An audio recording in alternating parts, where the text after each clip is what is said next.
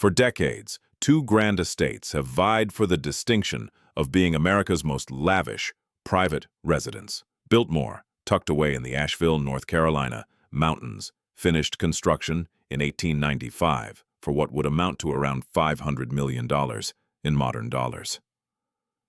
Mar-a-Lago, shining brightly along the Palm Beach, Florida coastline, emerged in 1927 as a dreamlike blend of Spanish rooftops and Venetian elegance. The former sprang from the imagination of George Washington Vanderbilt II, the youngest successor to the nation's premier railroad wealth. The latter was the domain of Marjorie Merriweather Post, the repeated heiress whose cereal business elevated her to the ranks of the country's richest women. These properties have endured financial crashes, global conflicts, and the passing of their original architects. Each has evolved in directions far beyond what their builders envisioned. Now we pit these twin icons head-to-head to tackle a seemingly straightforward query. Which of these U.S. legacies held greater might? During the opulent era of the 1880s and 1890s, the United States saw the emergence of riches so immense they could match the coffers of entire European kingdoms. Crowning this fresh nobility was the Vanderbilt clan, whose rail operations had produced fortunes defying everyday understanding. Cornelius, _0, Vanderbilt, had forged his legacy from scratch, beginning with just one ferry in New York Harbor. Born in 1794 to a humble farmer on Staten Island, the Commodore showed an uncanny talent for shipping and trade. Before turning 30, he commanded an armada of steamboats that ruled the East Coast routes. By age 50, he shifted focus to trains, foreseeing how steel tracks would eclipse rivers as the backbone of American business. His tactics were merciless, instilling dread in rivals. He snapped up faltering railways, merged them into streamlined systems, and demolished any opposition in his way. Upon his death in 1877, Cornelius Vanderbilt's estate totaled about $100 million, over $2 billion adjusted for inflation, marking him as the wealthiest American of his time. Most of that treasure passed to his son, William Henry, who excelled at growing it further. In merely 8 years, William Henry boosted the family holdings to $200 million via savvy oversight of the rail assets. The next generation of Vanderbilt squandered this bounty with notorious extravagance. They raised mansion-like dwellings on Fifth Avenue to flaunt their prominence across Manhattan. The Petit Chateau at 665th Avenue, finished in 1882, brought French Renaissance style into elite U.S. circles. A lavish, triple palace setup close by accommodated 3 family lines in linked magnificence. In Newport, Rhode Island, the Vanderbilts built so-called summer homes that were essentially palaces. The Breakers' Marble House and Rough Point stood as testaments to their unquenchable thirst for magnificence. Still, one Vanderbilt descendant diverged sharply from his relatives in character and drive. George Washington, Vanderbilt II, arriving on November 14, 1862, as the last of William Henry's 8 offspring, showed from youth a mindset worlds apart from that of his brothers Cornelius II and William K. Vanderbilt. While they dove into financial records and market reports, George sought solace in literature, paintings, and academic endeavors. Frequent sicknesses in his early days kept him bedridden for extended periods, fostering a thoughtful and inward-looking personality. His schooling matched his curious mind. Private instructors noted his remarkable gift for tongues. As a teen, he mastered 8 languages, from Latin and Greek to Hebrew, French, German, Italian, and Spanish. He devoured writings in all fields, building a private book collection that grew to more than 23,000 items. Topics spanned farming to ethics, artistic legacies to the budding field of woodland management. William Henry Vanderbilt spotted this uniqueness and, it said, fretted over George's readiness for the brutal arena of U.S. business. Unlike his kin, George cared little for the status games gripping New York elite society. He showed up at the obligatory dances and suppers, but found them joyless.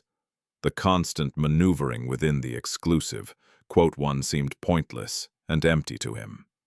He favored passing nights with volumes in hand or studying pieces from the family's expanding art holdings.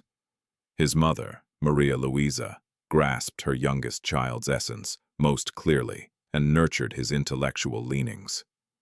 She saw that he would carve his unique route, one distinct from, yet equally vital to, his siblings' endeavors. During his youth, George's schooling led him on several journeys throughout Europe. While such lavish trips were typical for affluent American households, he pursued them with exceptional depth. He roamed the museums of Paris, lingering for hours over single artworks that visitors breezed past in moments. In Rome, he examined the buildings closely, drawing sketches of pillars and exteriors while filling journals with precise notes. England's sprawling rural properties captivated him through their seamless blend of home, grounds, and working terrain.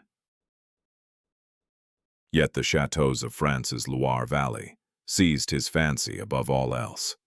These gems from the Renaissance embodied qualities utterly absent in America. Chateau de Chaumont, with its renowned helical stairway, had endured ages of French monarchy.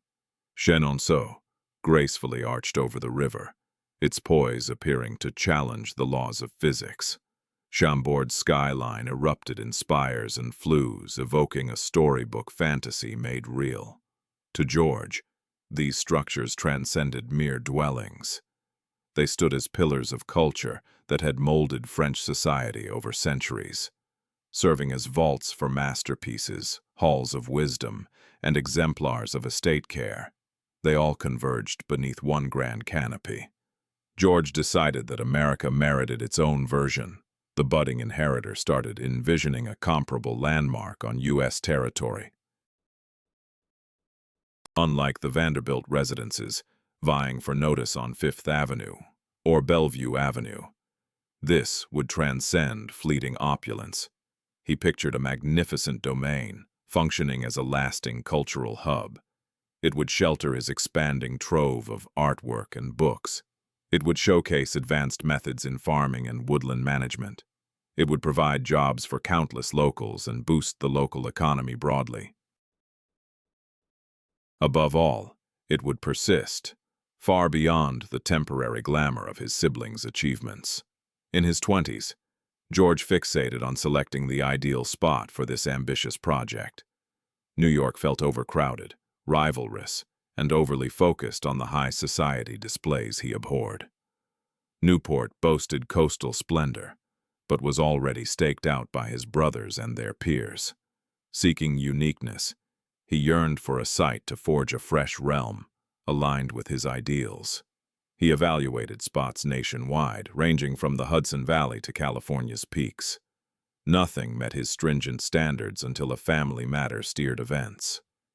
In 1888, George joined his mother, Maria Louisa, on a trip to Asheville, North Carolina. Afflicted with malaria, she sought the restorative mountain atmosphere on medical advice.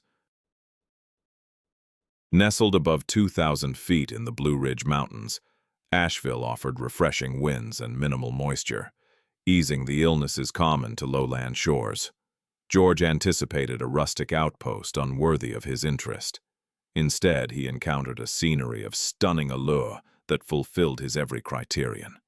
The Blue Ridge Ranges rolled out in infinite shades of blue and green to all directions. Dawn fogs ascended from secluded hollows, akin to vapors from a sacred natural temple. The weather stayed mild throughout the seasons, avoiding summer swelter or winter chills.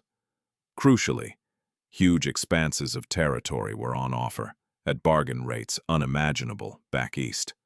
For the price of one Manhattan parcel, George could claim a whole dominion.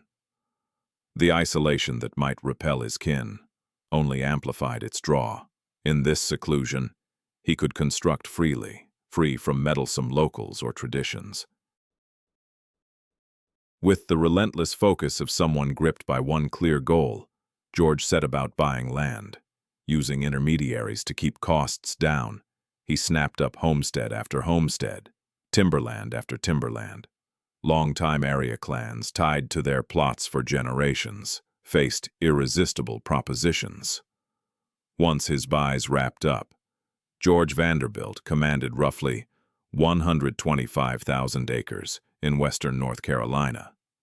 This expanse outstripped Washington, D.C.'s footprint and marked the biggest private spread in the East. Its vastness stunned onlookers. Area residents observed the mild-mannered New Yorker claiming their ridges and dales with wonder and doubt. Why would anyone need such boundless wilds? The revelation would emerge from the fog-veiled heights before long. George planned not simply a residence, but a comprehensive, independent property inspired by Europe's enduring legacies. It would feature manicured landscapes to match Versailles. It would include cultivated woods applying cutting-edge practices, and, dominating the heart would be a chateau befitting French aristocrats, the grandest personal abode America would know. To bring his vision to life, George required America's top architect. That meant turning to Richard Morris Hunt, the leading figure in American design and the sole expert in the nation. Schooled at the renowned École des Beaux-Arts in Paris, Hunt had previously crafted estates for George's siblings in Newport. He knew well the Vanderbilt family's craving for opulence. The collaboration between the scholarly successor and this famed designer would yield a groundbreaking addition to the U.S. scenery. Yet George Vanderbilt wasn't the sole affluent visionary in America, aiming to etch his legacy into enduring architecture. Decades afterward, a fresh ambition emerged amid a contrasting web of riches along the sunny coastlines of Palm Beach, Florida. During the exuberant 1920s, as George Vanderbilt's chateau symbolized the Gilded Age's refined excess, another form of U.S. prosperity was carving out its legacy in masonry. This emerging wealth stemmed not from railroads or ironworks, but from a far more ordinary source: morning meals from grains. Charles William Post had forged a vast enterprise by promoting the idea that the country craved superior options for dawn repasts. Starting from his treatment center in Battle Creek, Michigan, he introduced items that would forever alter how the nation approached its daily nutrition. Post had reached Battle Creek in 1891 in a state of utter collapse. He battled neurasthenia, a debilitating anxiety disorder that confined him to bed and drove him to seek any remedy. The Kellogg Brothers facility provided nutritional therapies centered on unrefined grains and avoidance of stimulants. Post regained his strength, but he gained far more than mere recovery. He spotted the business promise in the wellness food trend. If folks were willing to consume plain grains in a therapeutic environment, they'd certainly buy enhanced varieties for their own kitchens. By 1895, Post debuted Postum, a caffeine-free alternative, crafted from toasted wheat and molasses. It tapped into rising fears about coffee's toll on nerves. Post's brilliance wasn't in the item alone, but in his bold promotion. He invested heavily in print ads, alerting consumers to perils hidden in their daily brew. Quote 2 blared one bold claim. Quote 3 charged a further one, linking the drink to issues ranging from racing hearts to marital breakdowns.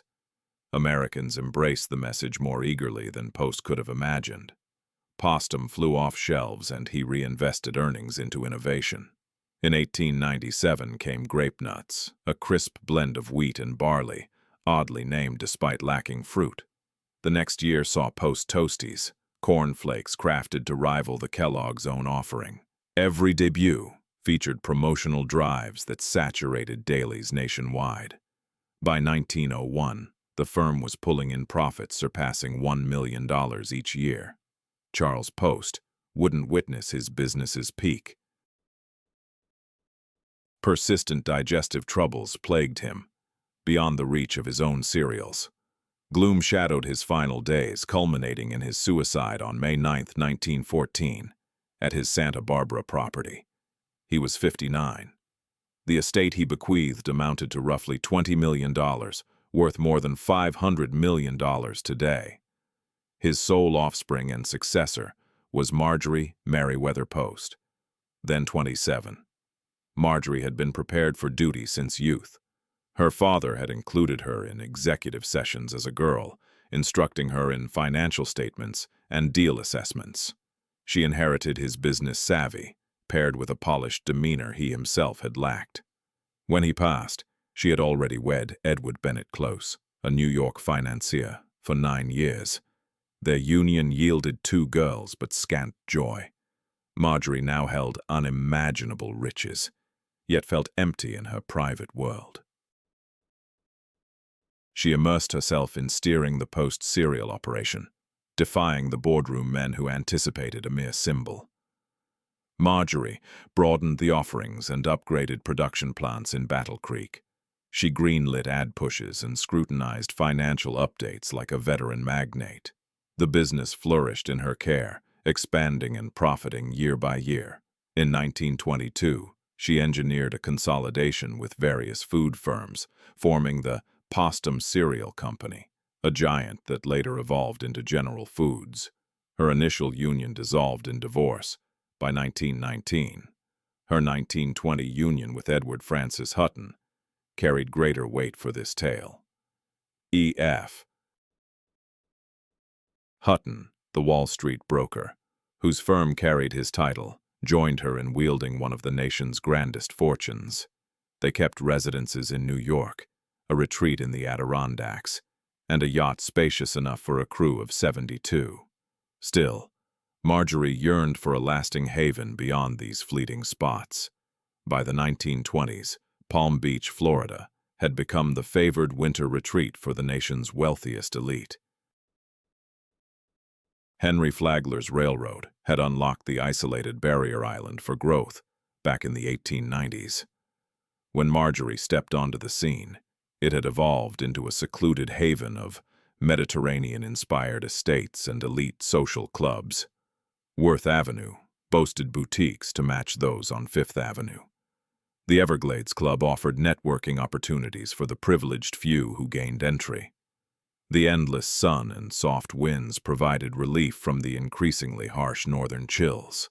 Marjorie was instantly captivated by Palm Beach. Its weather benefited her well-being, while the vibrant society aligned perfectly with her personality. She approached the hunt for land with the methodical strategy she used in her corporate deals. Many lots featured either beachfront or lakeside views, but Marjorie sought both. In 1924,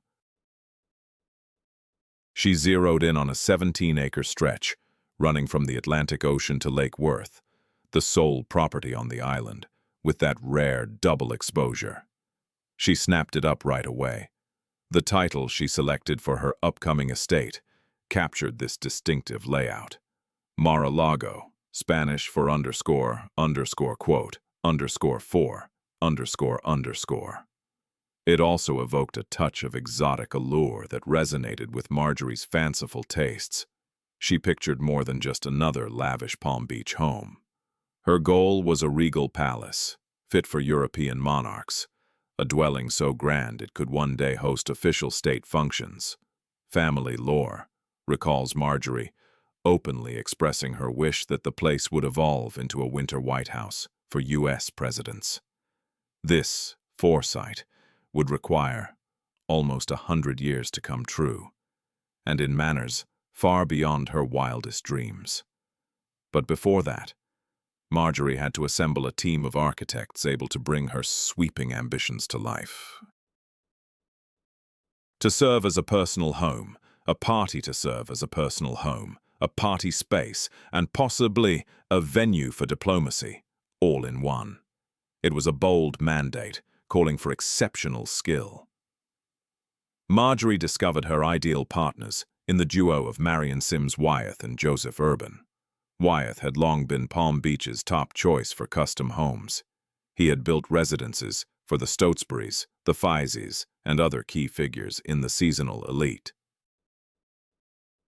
His designs blended timeless symmetry with adaptations for the tropics, recognizing that Florida's environment called for innovations unlike those in Europe. Urban offered a contrasting viewpoint. A Viennese stage designer, he had crafted elaborate settings for the Ziegfeld Follies and the Metropolitan Opera. His flair for spectacle would imbue Mar-a-Lago with a sense of grandeur that standard architects couldn't match. Their teamwork kicked off in 1924, involving extended planning meetings over several months. Marjorie emerged as a tough taskmaster, scrutinizing each drawing and challenging every choice of fabric or finish. She journeyed across Europe to tour grand chateaux and gather furnishings for her dream house. In Spain, she bought thousands of vintage tiles. From Italy, she sourced Doric stone from ancient quarries outside Genoa. Nothing was too costly, and no aspect escaped her attention in chasing perfection. Two aspirations, two vast wealths, two slices of U.S. soil now stood ready for reinvention. Up in North Carolina's highlands, George Vanderbilt's ambition was already materializing in brick and mortar. Along Palm Beach's coast, Marjorie Post's vision lingered in blueprints. But that wouldn't last. Each project demanded years of building and legions of skilled workers. Each would devour riches sufficient to bankroll entire countries. And each, in the end, would prompt the core question, fueling our exploration now. With the architects in place, stonework would soon emerge amid the fog-shrouded slopes of the Blue Ridge Mountains. Work commenced in 1889 on the venture that would stand as the grandest private home in America. George Vanderbilt had enlisted Richard Morris Hunt, the era's premier architect of the Gilded Age. Hunt was the inaugural American student at Paris's elite École des Beaux-Arts, where he immersed himself in the classical principles shaping his legacy. He had previously crafted opulent estates for George's siblings in Newport, such as the Breakers for Cornelius II and Marble House for William K. Vanderbilt. Those projects had stretched his talents and boosted his prestige. Now, he confronted the pinnacle of his acclaimed professional life. Hunt visited Asheville that summer of 1889 to inspect the location firsthand.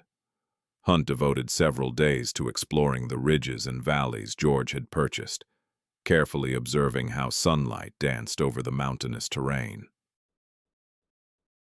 The architect quickly realized that standard methods wouldn't work for this project. The immense size of the estate called for an equally ambitious architectural vision. Drawing from his extensive training in France, Hunt started creating preliminary drawings. As a student, he had been captivated by the chateaux of the Lyre Valley, and now he envisioned adapting their majesty to suit an American context. The plans that took shape on Hunt's drawing board were inspired by the grand chateaux of the French Renaissance. Blay served as the blueprint for the famous spiral staircase in Biltmore's entrance hall. This airy stone staircase ascended 4 levels right through the center of the house, with sunlight streaming through its intricate stonework. Chano shaped the expansive gallery intended to showcase George's expanding collection of art. Stretching 90 feet long, the gallery boasted a barrel-vaulted ceiling that guided the gaze toward far-off mountain vistas via its high windows. Chambord's lively rooftop design influenced the array of chimneys and dormers that would top the completed building. However, Hunt went beyond simply replicating European styles for his U.S. patron. He modified them to match American proportions and needs, blending respect for heritage with the bold aspirations of the New World. The residence would include cutting-edge amenities, unimaginable in European chateaux. Rather than serving as a static exhibit, it would operate as a functional estate. Hunt recognized that George Vanderbilt sought a true residence, not just a landmark. Each choice in the design weighed visual splendor against everyday usability. Even now, the sheer scale of Biltmore's building process amazes. The completed structure spanned 178,000 square feet of living area, establishing it as America's largest private residence, a title it holds over a century on. It housed 250 rooms, among them 35 bedrooms and 43 bathrooms. 65 fireplaces provided heat for the expansive interiors during chilly mountain winters that often dip below freezing. The basement, spanning a full acre, included kitchens, pantries, and staff quarters, capable of supporting a modest hotel.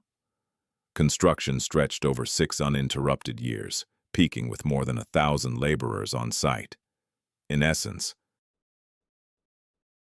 George Vanderbilt constructed an entire town just to build his home.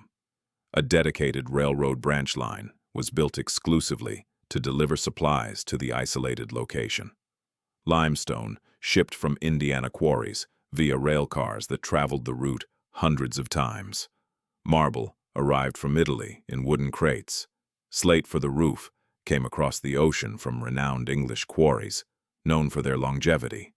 Expert artisans were brought in from throughout the U.S. and Europe.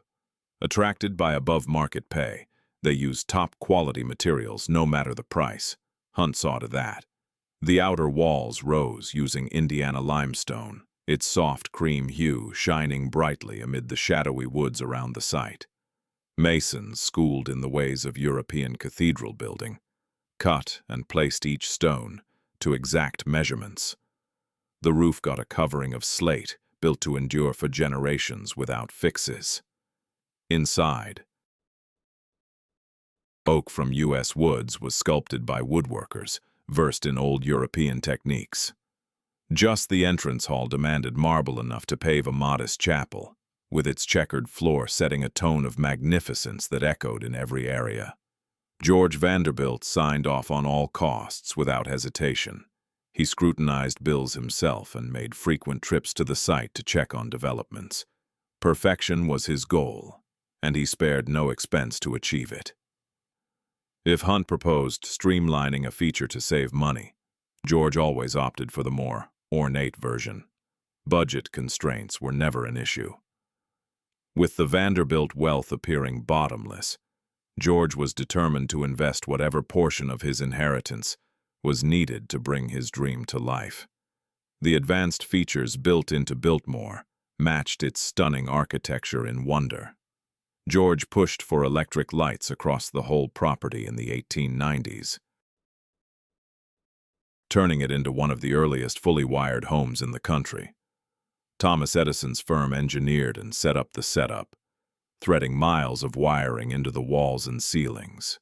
A central heating network pushed warm air via concealed ducts in the thick walls, keeping even remote areas cozy through the severest winter cold. Every bathroom had hot and cold running water thanks to the plumbing. An enclosed swimming pool allowed swimming all year, no matter the outside conditions. The swimming area boasted submerged illumination and dressing rooms that matched the elegance of elite sports venues. In the lower level, a bowling lane served as a diversion for visitors fatigued by outdoor endeavors. Cooling systems maintained ample stores of provisions, adequate for opulent gatherings that stretched over weeks.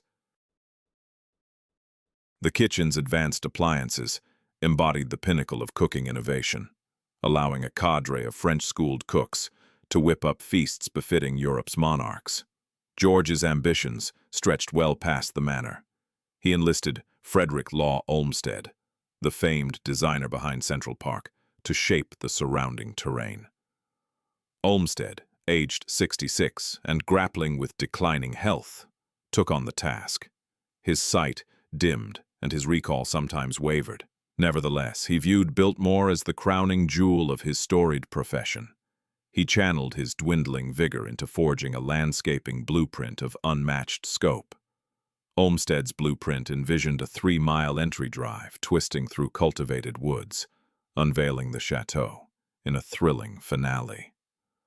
Travelers would traverse progressively polished terrains, heightening suspense until the manor burst into view. Close to the structure, the gardens would adopt structured French estate motifs with precisely clipped bushes and balanced floral arrangements. Further out, the scenery would ease into tended groves and fertile fields echoing English countryside ideals. Olmsted's scheme demanded shifting heaps of soil and setting in thousands of trees and bushes.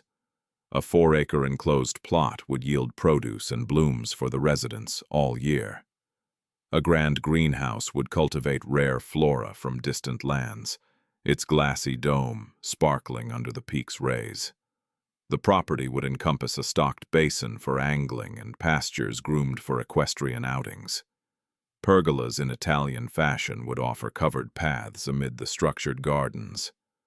The core landscaped zone around the manor spanned about 250 acres, while the entire property sprawled over 125,000 acres. The building effort reshaped the economy of western North Carolina. Laborers streamed into Asheville for jobs on the massive endeavor. Lodging spots proliferated to house them. Vendors thrived by meeting their demands. A carpentry workshop, set up for Biltmore's ornate interiors, grew into a lasting regional enterprise, still active now. George Vanderbilt emerged as the area's top job creator and dominant financial driver. His forward-thinking labor policies became a model for nearby firms. George introduced scientific woodland management to the U.S. via oversight of Biltmore's expansive timberlands.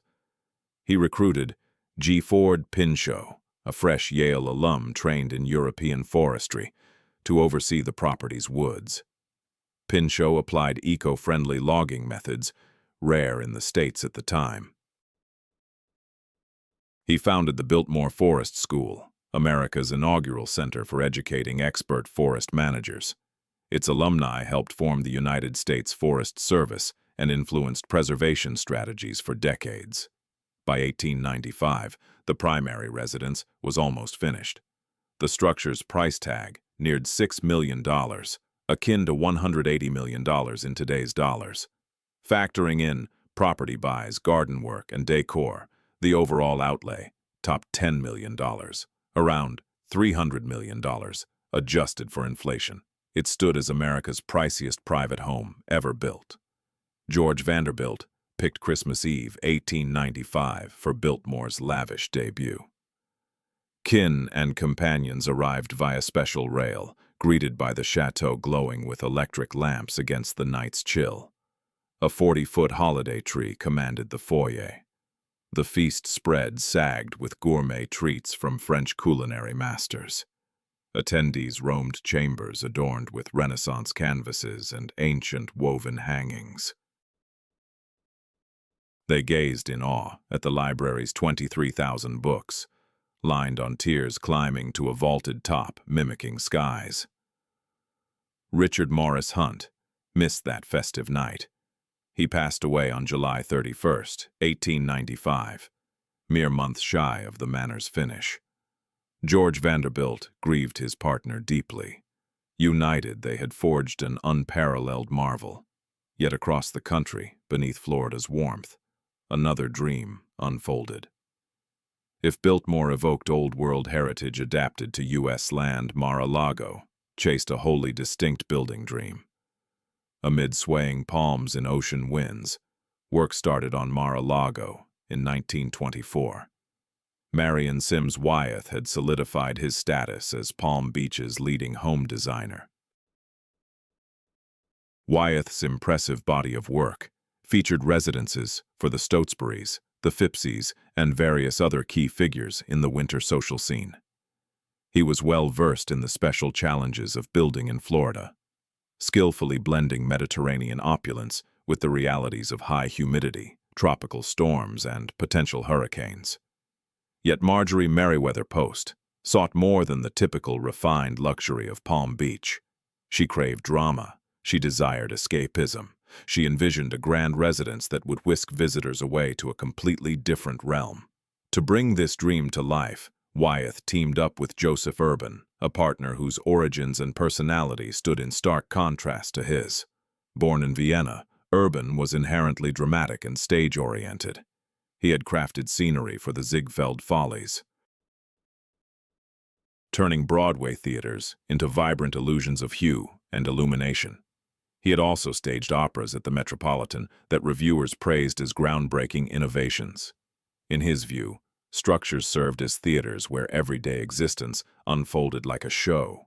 Marjorie saw in Urban a like-minded visionary who matched her passion for extravagance. Their alliance, though rooted in such divergent perspectives, yielded remarkable results. Wyeth brought solid engineering, know-how, and hands-on knowledge of local building practices. Urban added flair for the dramatic, along with daring uses of hues and embellishments. Together, they devised plans that surpassed what either might have done independently. The resulting drawings merged elements from Spanish, Venetian, Portuguese, and Moorish traditions.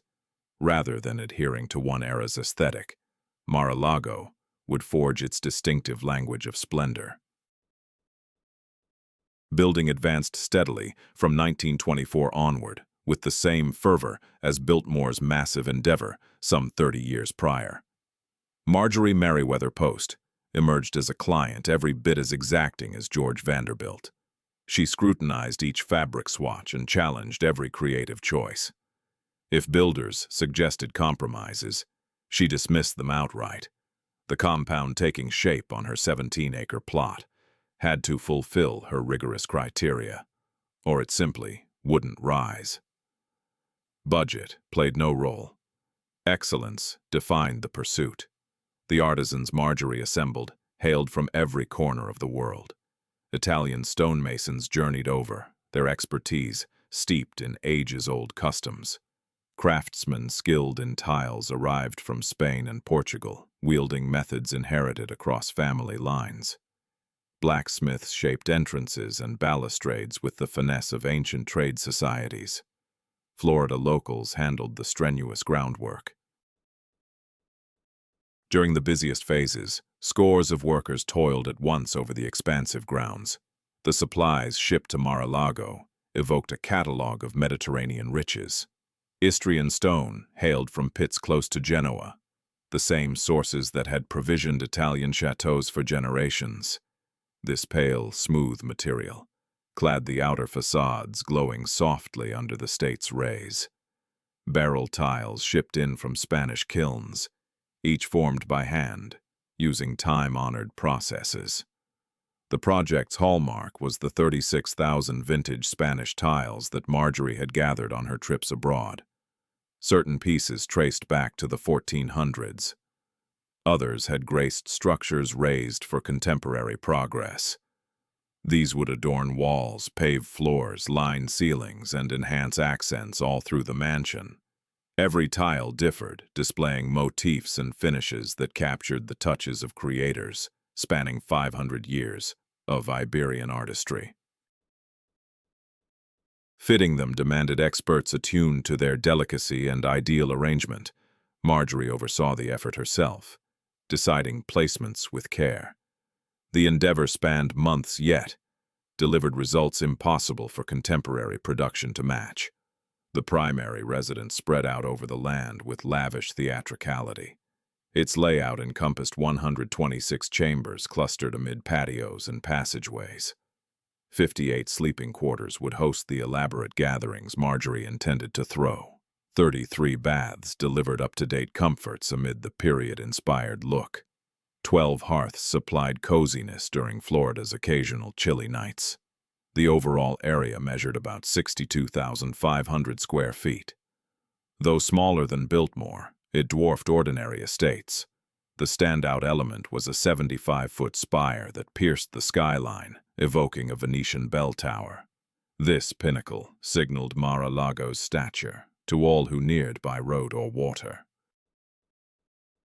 Had fashioned an icon, as bold as any, had fashioned an icon, as bold as any beacon. Within, Joseph Urban's flair for spectacle shone in every area. The Grand Salon's vaulted top reached 42 feet, sheathed in pure gold leaf that captured and bounced back the sunlight of Florida. This went beyond simple plating. It involved genuine gold, laid by masters employing refined methods from Europe's grand basilicas. The impact was nothing short of mesmerizing.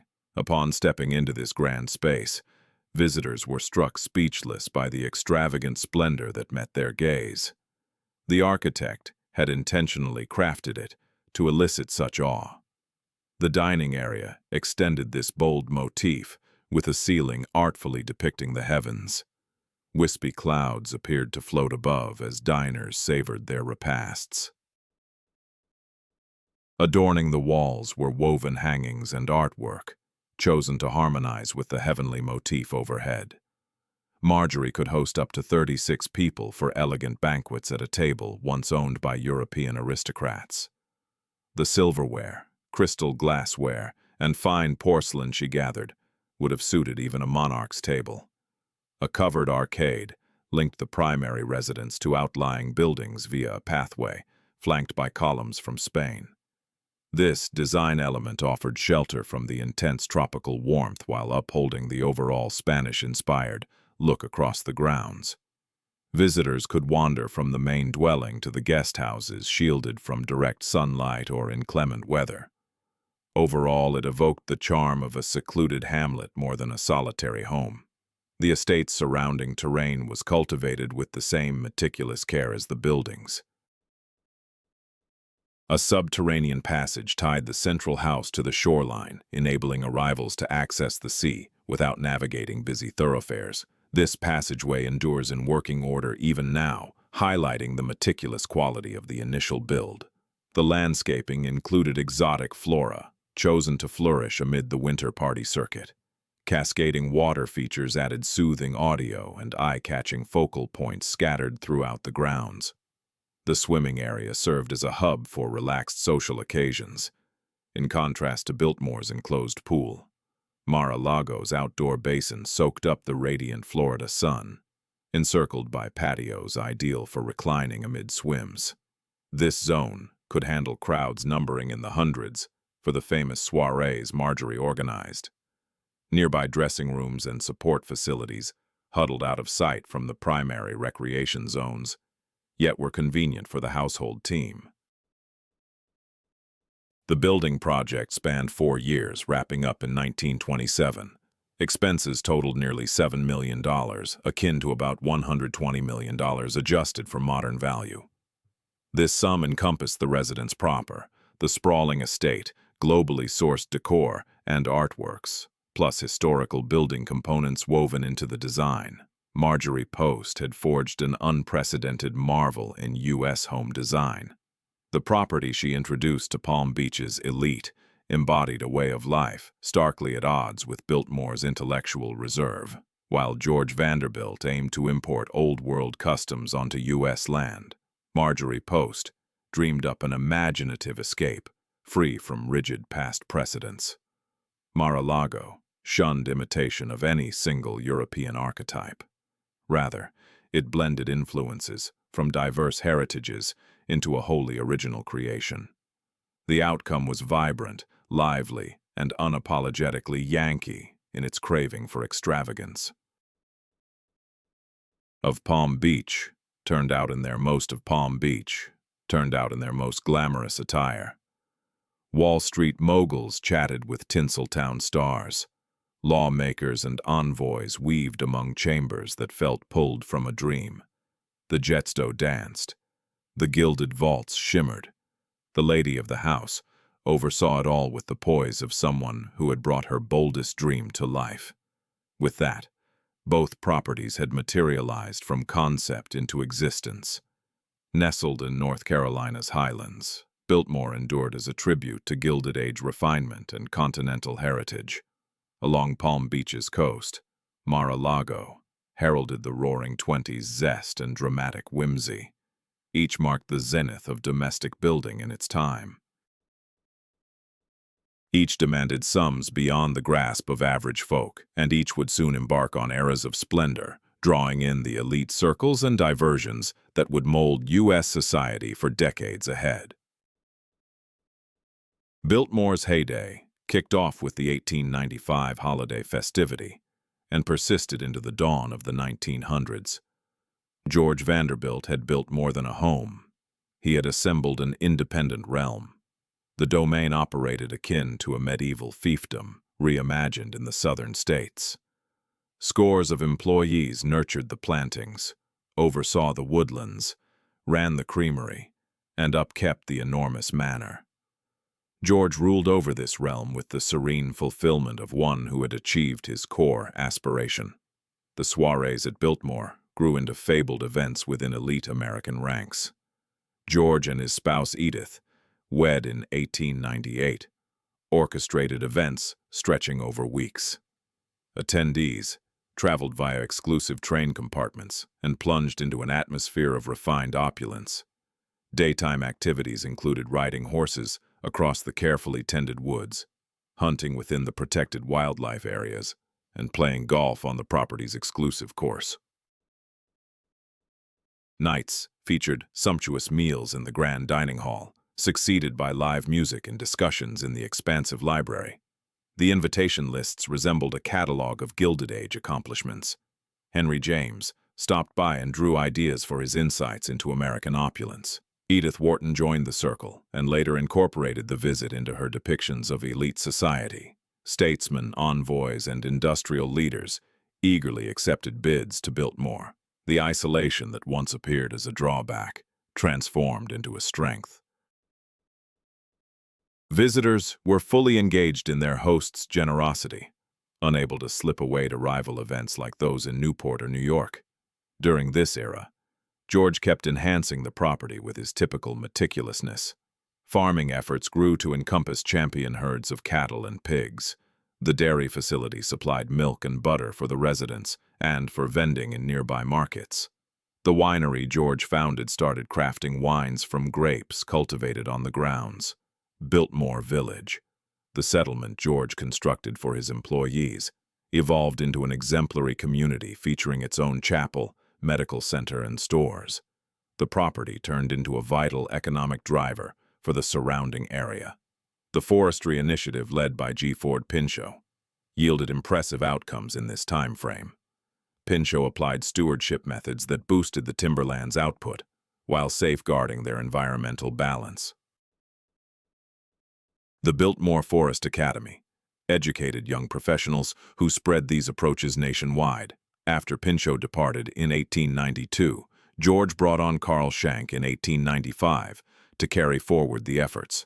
Schenck demonstrated similar commitment to eco-friendly wood management and greatly broadened the training initiatives. Still, as Biltmore thrived, challenges loomed ahead. The Vanderbilt wealth, immense though it was, couldn't indefinitely cover endless outlays without matching earnings. The property required about $250,000 each year solely for routine upkeep. That amount translates to around $7 million in current dollars. While farming and forestry brought in some funds, they fell far short of breaking even. George had erected a landmark that called for ongoing monetary commitment. On March 6, 1914, disaster hit abruptly and severely. George Washington Vanderbilt II passed away in Washington, D.C., due to issues from an urgent appendectomy. At only 51, he left behind the vision of Biltmore, unrealized in its complete form. His remains were brought back to the estate and laid to rest in the private family burial site, amid the lands he had nurtured with care. Edith Vanderbilt now managed alone, a venture that would test even the most skilled overseer. She was 41, raising a 13-year-old daughter named Cornelia. Mounting debts demanded swift action. Yearly expenses refused to ease. Edith acted with a resolve that caught acquaintances off guard, given her reputation, mainly as a charming entertainer. Her key move in 1914 involved selling 87,000 acres of the property's timberland to the United States government. This deal formed the foundation of Pisgah National Forest. Edith gained about $400,000 from the sale, worth roughly $11 million nowadays. The deal lightened the tax load and supplied funds for continued management. It also protected the forestry heritage by placing it under public stewardship instead of risking depletion by commercial loggers. The leftover 8,000 acres remained a vast holding needing vigilant oversight. Edith upheld the farming activities and kept welcoming visitors, albeit on a smaller scale than the extravagant soirees of George's days. She wed Senator Peter Gerry of Rhode Island in 1925, splitting her life between Biltmore and Washington. The majestic residence grew quieter, its chambers vacant more frequently than filled. The Great Depression hammered the already burdened estate relentlessly. Affluent visitors whose wealth had once supported Biltmore saw their assets shrink or vanish. Emerging tourism as a possible income stream crumbled with the national downturn. Upkeep expenses that George had shouldered stoically now threatened the estate's very existence. Change was essential for Biltmore's endurance. In 1930, Edith and Cornelia chose an option that would have appalled during George's tenure. They threw open Biltmore House to the general public, collecting entry fees from sightseers eager to explore the splendid interiors. The starting price was $2, about $35 in modern terms. Area locals and intrigued travelers soon poured through the gates that previously welcomed solely the elite. The opening of Biltmore to the public marked a significant shift. In its initial phase as a tourist site, the estate generated only limited revenue, yet it laid the groundwork for strategies essential to its enduring viability. Guests were awestruck by the immense proportions and exquisite detailing of the mansion. They explored chambers that had been chronicled in print for years, spaces most everyday people had never dreamed of entering firsthand. Over time, word got around that Biltmore provided a one-of-a-kind encounter nowhere else in the United States. World War II introduced an unforeseen twist in Biltmore's story. Anxious about potential attacks on urban centers, the National Gallery of Art looked for a safe haven to safeguard its premier collection. The estate's secluded position and sturdy build positioned it perfectly as a storage facility. Masterpieces from Rembrandt, Vermeer, and various Renaissance artists arrived via nondescript vehicles and were hidden away in the lower levels and inner spaces. These invaluable works stayed protected at Biltmore for the duration of the conflict, shielded by the very seclusion George Vanderbilt had prized when selecting the property. Once peace returned and the pieces were shipped back to the capital, Biltmore settled back into its role as a visitor draw.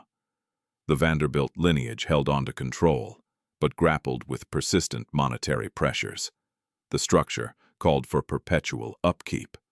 The landscapes demanded care. The pathways and facilities required ongoing fixes. Annual hurdles piled on, along with rising costs. Even with a gradual uptick in attendance, the outlook stayed precarious. Cornelia Vanderbilt wed John Francis Amherst Cecil in 1924, and their boys would later assume oversight of the property's operations. Yet in the years right after the war, uncertainty loomed large. Biltmore had endured by evolving, shifting from an exclusive home to a shared spectacle. Still, it was unclear if this change would secure its lasting existence. As Biltmore coped via visitor access, Mar-a-Lago charted a wholly distinct course. The Palm Beach property would confront its share of hardships in the coming years.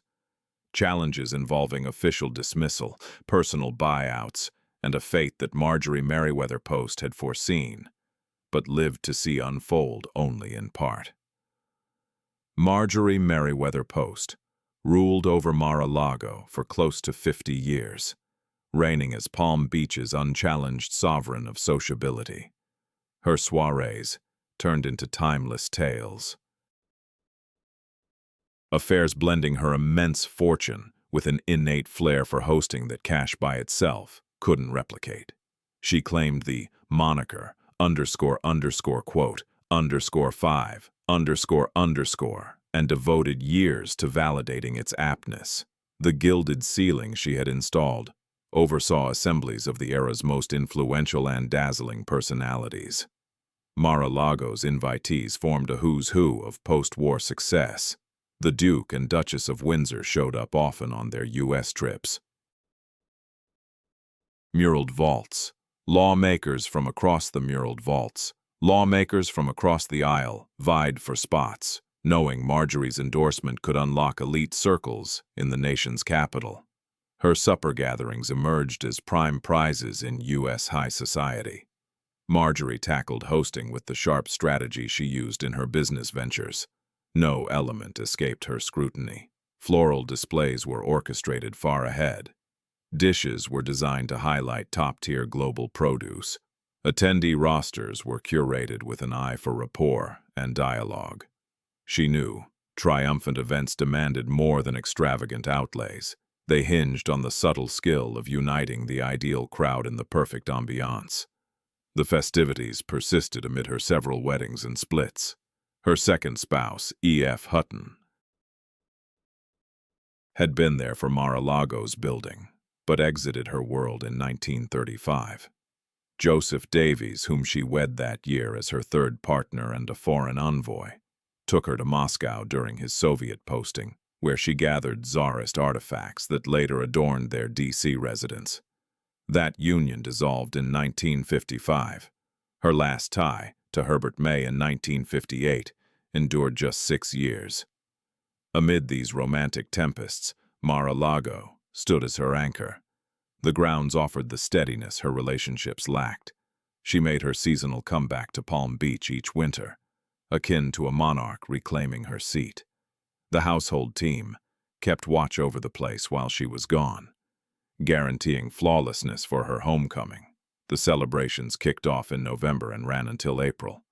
Season by season, era by era, the tradition endured. Throughout these years, Marjorie also channeled her fortune into major philanthropic efforts. She financed the construction and support of hospitals and universities alike.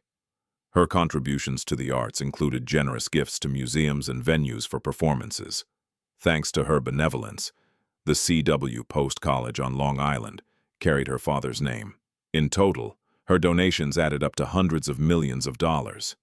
Still, her boldest charitable aspiration revolved around Mar-a-Lago itself. Even in the estate's initial phases, Marjorie envisioned a legacy that would outlast her. She saw Mar-a-Lago evolving into a site of national importance following her passing.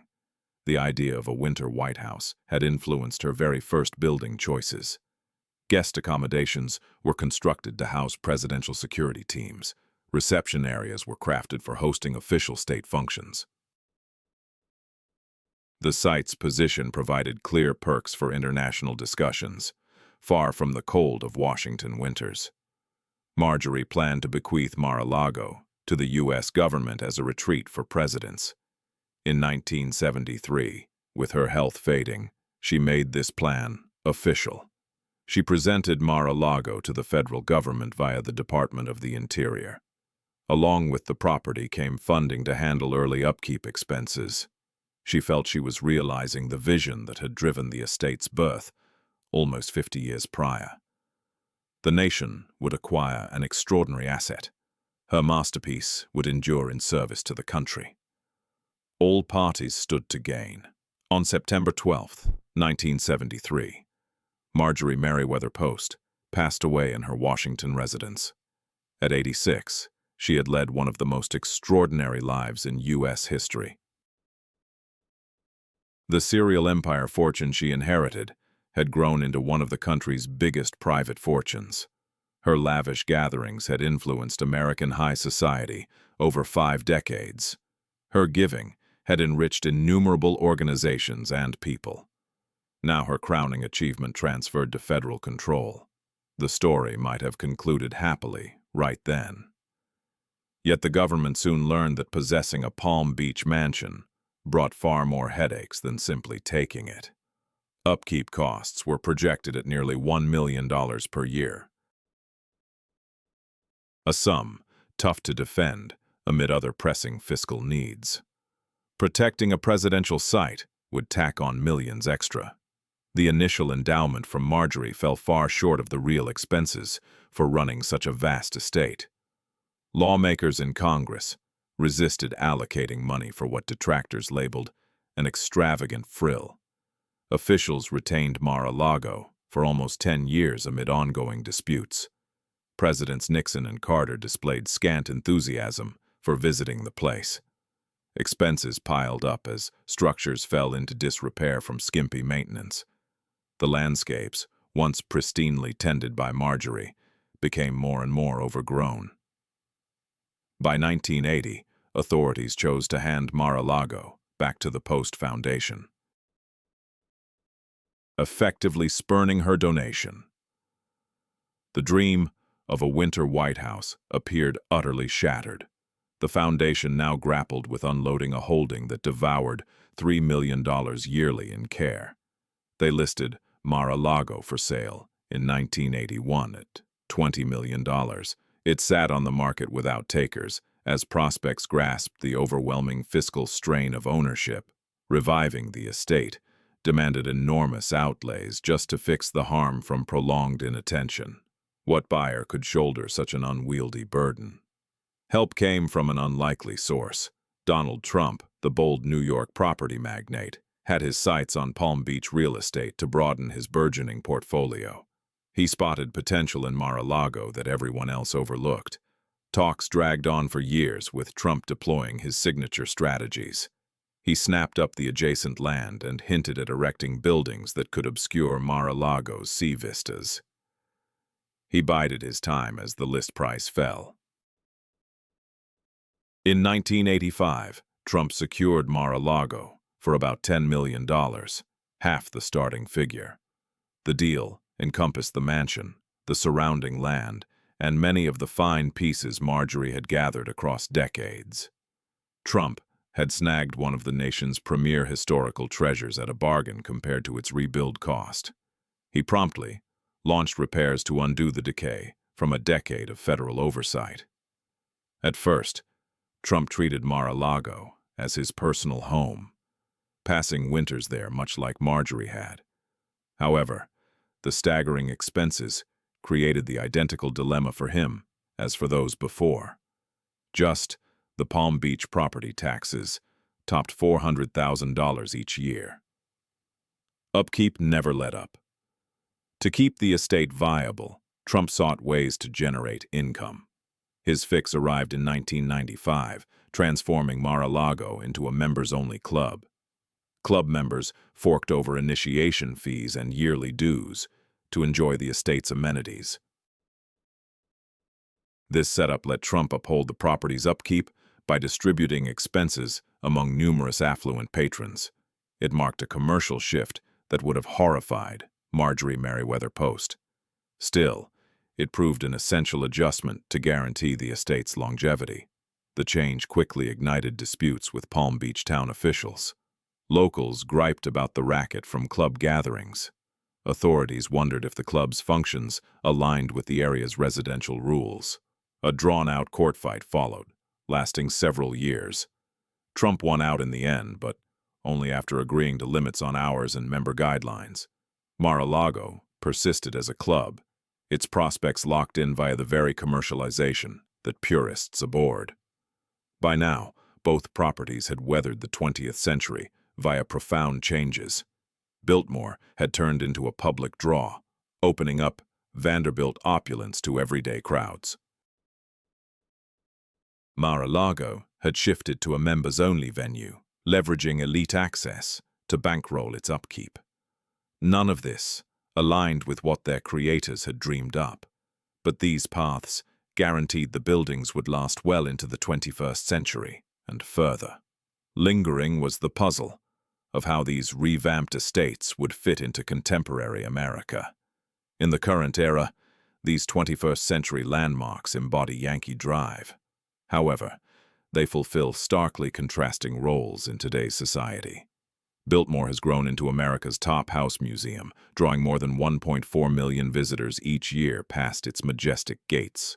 Mar-a-Lago functions as a posh, members-only club, demanding a $200,000 entry fee alongside $14,000 yearly payments.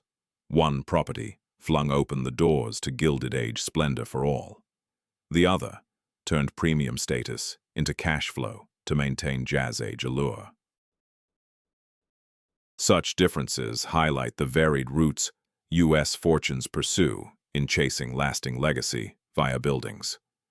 Biltmore stays under the stewardship of George Vanderbilt's kin, one of the rare major American estates still run by its originators. William A. Cecil, the grandson of George, reshaped the site into a viable business in the 20th century's closing decades. Cecil saw that mere upkeep without income would doom the place to ruin. He broadened offerings past basic tours, crafting a full resort experience to pull in the funds needed for endurance. His approach turned Biltmore from a faltering relic into a booming venture. Today, the grounds host a winery that's among the nation's most popular. It produces over 150,000 cases a year from vines on the property itself. Tastings and excursions bring in steady cash while nodding to George Vanderbilt's passion for advanced farming. The winery hires many staff and lures folks who skip the house visits otherwise. It embodies the very sort of active pursuit George had pictured for his hillside retreat. Lodgings and eateries now dot the estate, letting guests stretch out their time there. The inn on Biltmore Estate delivers high-end stays right on site. Village Hotel caters to those watching their wallets. Various dining spots offer everything from laid-back bites to upscale meals. These visitor services rake in profits while holding people's attention longer. Staying overnight means more spending during full visits. The scale of Biltmore's current setup amazes anyone who knows its past money woes. It staffs about 2,400 people in all areas. That crew positions Biltmore as a top private job provider in western North Carolina. Yearly earnings near $200 million from tourism, lodging, farming, and shops combined. The ripple effect on Asheville and beyond tops $2 billion, counting spillover benefits. Area hotels, eateries, and stores thrive thanks to crowds mainly pulled by Biltmore. George Vanderbilt's creation has evolved into the regional powerhouse he once aimed for, albeit in ways beyond his wildest thoughts. His trailblazing forestry effort eventually handed off to the U.S. government as Pisgah National Forest, but the leftover 8,000 acres now fuel the economy via sightseers instead of logs. The shift meant ditching George's ideal of a closed-loop farm system. Even so, the core aim of boosting local prosperity has surpassed all expectations. The estate's house has undergone preservation with painstaking fidelity to its historical details amid all these commercial developments. Tourists today can stroll through the very chambers where Gilded Age elites convened for holiday festivities in the past. The library retains a large portion of George's original 23,000 books, neatly placed on the shelving units he personally conceived. The artwork on display features pieces that adorned these walls over 100 years back. Authentic period decor persists in spaces arranged just as they were when George and Edith lived there. Frederick Law Olmsted's landscape designs have been carefully upheld and extended in line with his initial plans. The entrance pathway meanders through cultivated woodlands, unveiling the chateau and the striking reveal that Olmsted orchestrated. Formal gardens showcase rotating seasonal blooms that evolve over time. The greenhouse continues to cultivate rare flora, much like it did under George's direct oversight. Guests now immerse themselves in surroundings that closely mirror what Gilded Age visitors first saw upon approach. Biltmore earned its National Historic Landmark designation in 1963, honoring its architectural excellence and cultural importance. This honor celebrates Richard Morris Hunt's iconic design as well as the estate's larger place in U.S. history. The Biltmore Forest School's impact on conservation efforts in America stands recognized next to these architectural feats. Tourism income bolsters ongoing conservation work, forming a positive feedback loop that ensures the site's longevity. Family control enables strategic, far-sighted decisions that might elude public or nonprofit management. The learning-oriented legacy George Vanderbilt promoted endures via updated programs tailored for today's visitors. Groups of students come often to explore Gilded Age heritage and methods of architectural upkeep.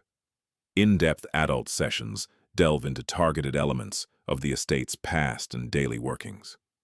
The grounds serve as an active educational hub, paying tribute to George's intellectual aspirations while addressing modern learning demands. Each year, thousands of learners uncover U.S. history via hands-on encounters instead of mere book summaries. Mar-a-Lago's current function stands in sharp contrast to Biltmore's openness to the public. The venue stays closed off to average sightseers, no matter their readiness to buy tickets. Its lavish interiors are reserved for the affluent who can cover membership fees, or those lucky enough to snag an invite as a guest. Roughly 500 elite members gain entry to the amenities Marjorie Post established almost a century ago. They take dips in her swimming pool, eat under ceilings gilded with gold leaf, and promenade amid gardens she crafted for high society gatherings. The air of exclusivity that marked Palm Beach's social scene during Marjorie's time persists in the present ownership. Patrons invest not just for the historic setting, but for the prestige of mingling with peers of equal fortune and influence. Beyond recreation, the club operates as a key social network. Deals get hashed out poolside, while formal meals build lasting alliances. Holding membership itself acts as a badge of success and belonging within America's upper echelons. The shift that set Mar-a-Lago most apart from Biltmore arrived with the 2016 presidential election and Donald Trump's win. His success turned the Palm Beach property into the unofficial winter White House, realizing the vision Marjorie once held. World leaders and dignitaries started showing up for summits and official engagements. The Secret Service set up enduring security measures on site. Mar-a-Lago featured globally in media as the setting for executive briefings and policy revelations. Marjorie's foresight came true, albeit in ways beyond her wildest guesses. Heads of state, like Japanese Prime Minister Shinzo Abe and Chinese President Xi Jinping, carried out talks at Mar-a-Lago under the Trump era. High-level talks covered everything from trade disputes to security challenges. The estate's banquet halls hosted dialogues that influenced global affairs. Such blending of a private venue with official duties sparked fierce arguments over its suitability. Detractors raised alarms about entangling business pursuits with state matters at a spot where the president had personal stakes. Mar-a-Lago's role in politics keeps stirring disputes that Biltmore has entirely avoided. Court battles have focused on records kept there post-Trump term. Media crews linger at the entrance, snapping shots of comings and goings that ignite non-stop rumors. The property now embodies a fixture in U.S. political debates far beyond its design accomplishments. Marjorie, Meriwether Post, aimed to establish a winter retreat fit for a president. She far exceeded her expectations, even if the outcome might have clashed with her refined tastes. Mar-a-Lago earned National Historic Landmark status in 1980, honoring its remarkable architecture. This estate stands as the premier remaining instance of the Mediterranean revival style that once defined Palm Beach's growth. The dramatic interiors crafted by Joseph Urban have endured mostly unchanged through years of shifting owners and purposes.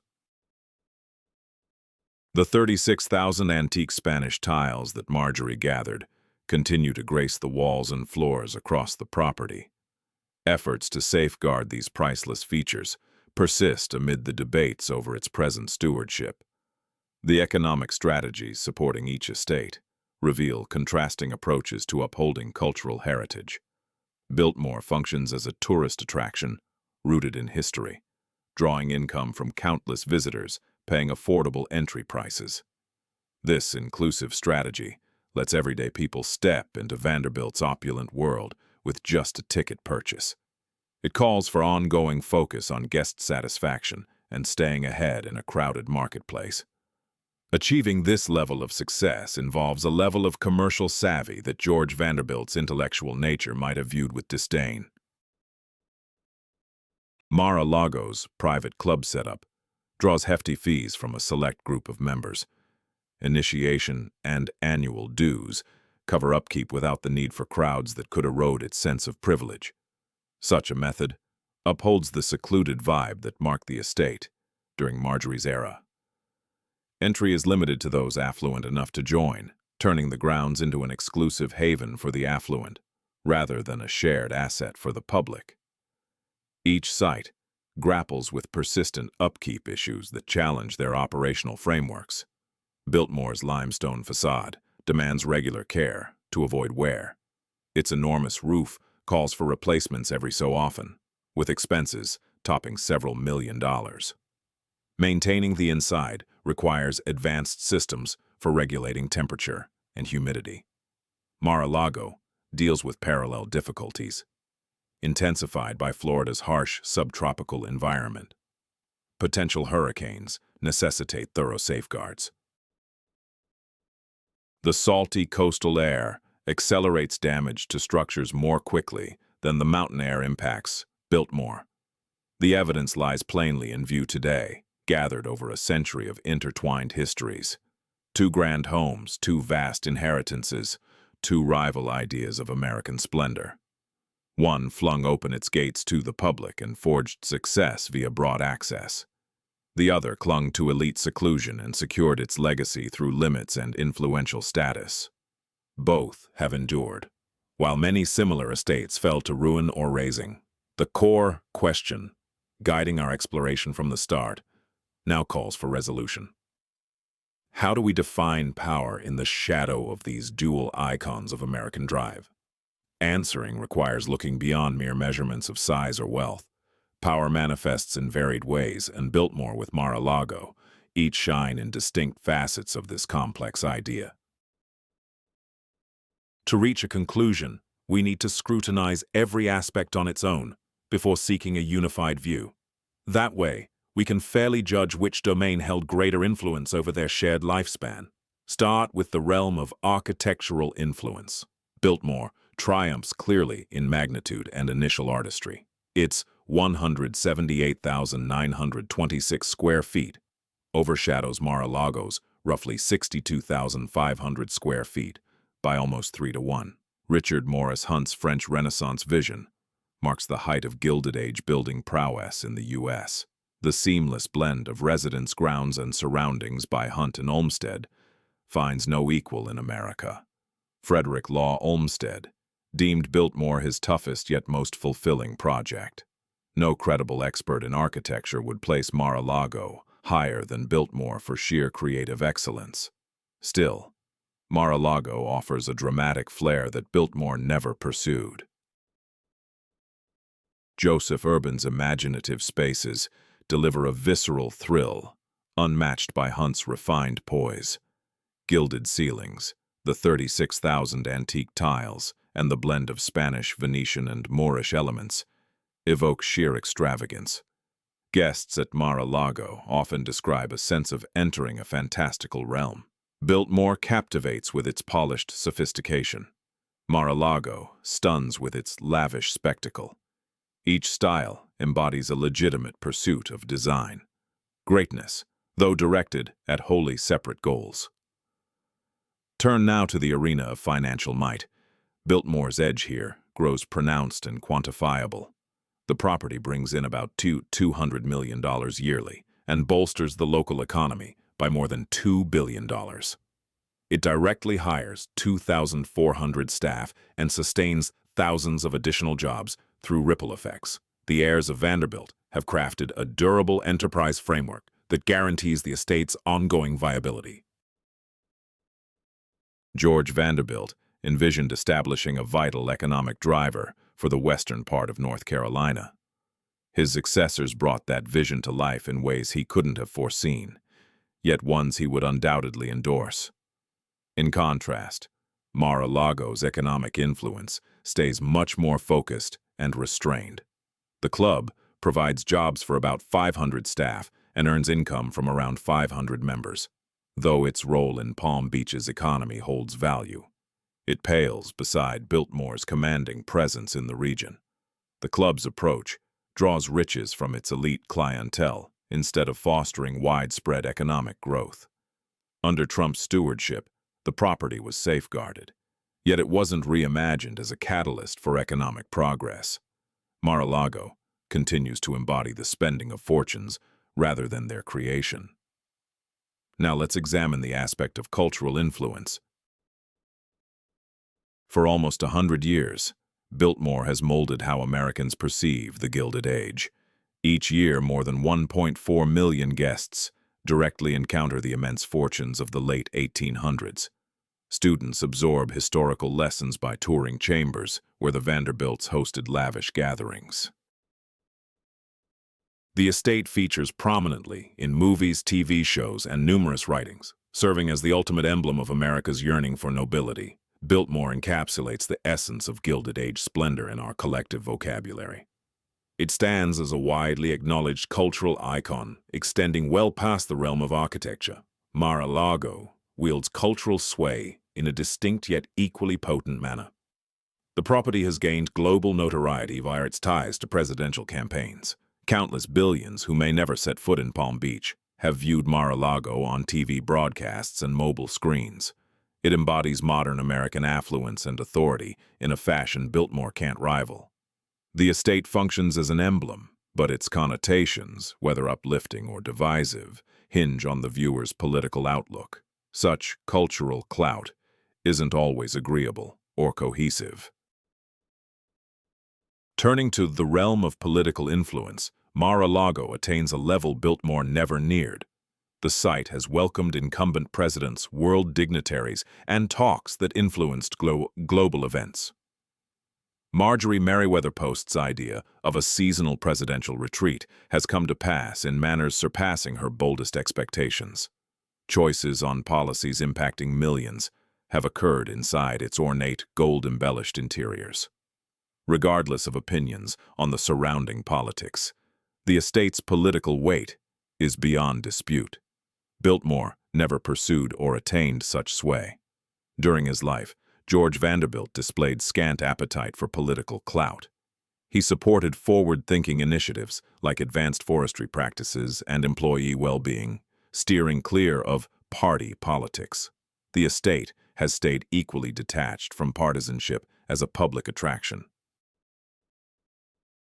Guests from any ideological background can relish Biltmore without implying support for a specific viewpoint. This impartiality has boosted its business success, though it prevents Biltmore from boasting political heft on par with Mar-a-Lago's polarizing stature. Next, reflect on the facet of endurance. Over a century plus of U.S. history, both properties have shown extraordinary staying power.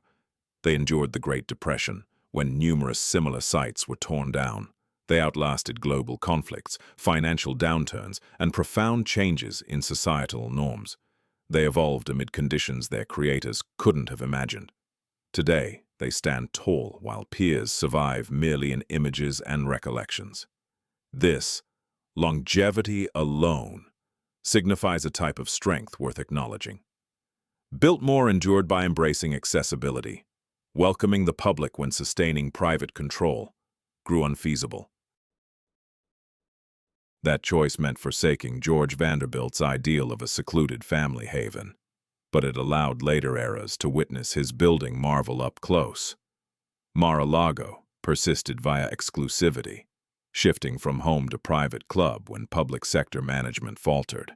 This move introduced commercial elements to Marjorie Post's legacy that she might have disliked, yet it kept the edifice intact for ongoing admiration. Lastly, ponder the element of visionary foresight. Each originator expressed long-term aspirations for their creations that outlived them. George Vanderbilt aimed to build an independent estate, enriching U.S. heritage and local progress. Marjorie Merriweather Post sought a winter White House dedicated to executive functions. In their eras, these ambitions appeared overly lavish or unattainable. Ultimately, both aspirations materialized, albeit along unforeseen routes. George Vanderbilt passed away, doubting his estate's endurance beyond his years. Financial strains appeared insurmountable at the time.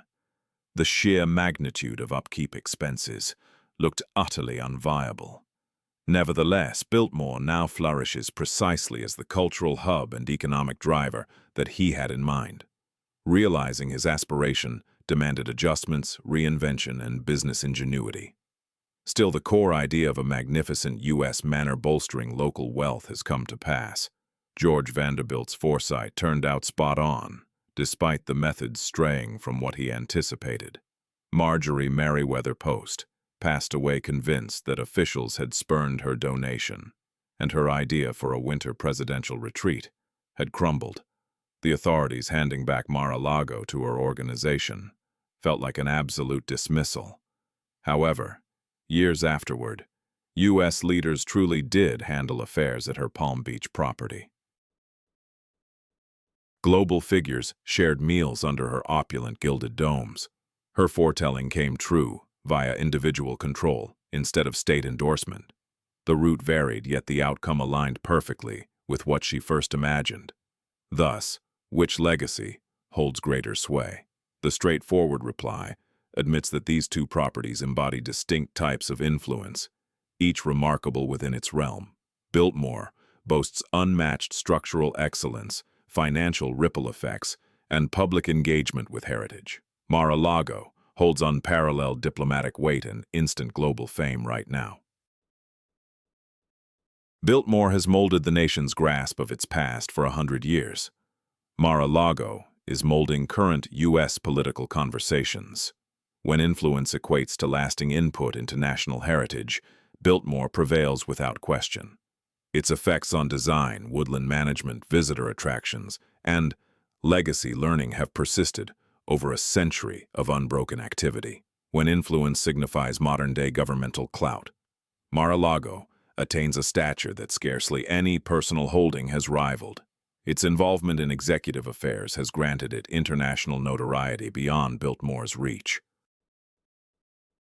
Maybe the most fitting conclusion sees both sites as testaments to America's flair for bold aspirations.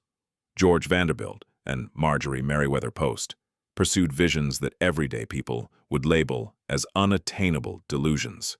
They marshaled fortunes large enough to turn those visions into enduring buildings. They erected landmarks that outlived their makers and keep influencing U.S. society long after. Such skill in dreaming big, bringing it to life, and persisting embodies the ultimate authority that riches can yield.